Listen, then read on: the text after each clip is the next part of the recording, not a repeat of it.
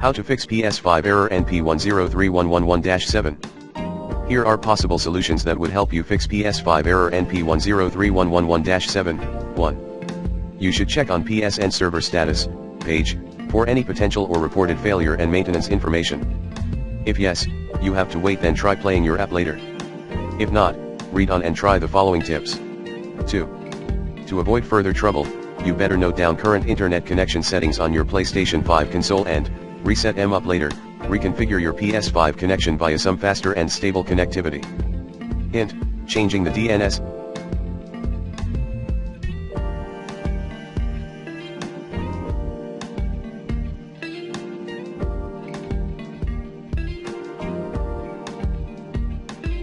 Address may be helpful.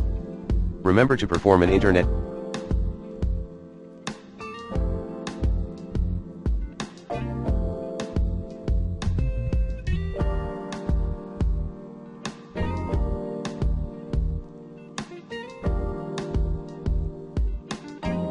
connection test after you reset up your PS5 connection settings.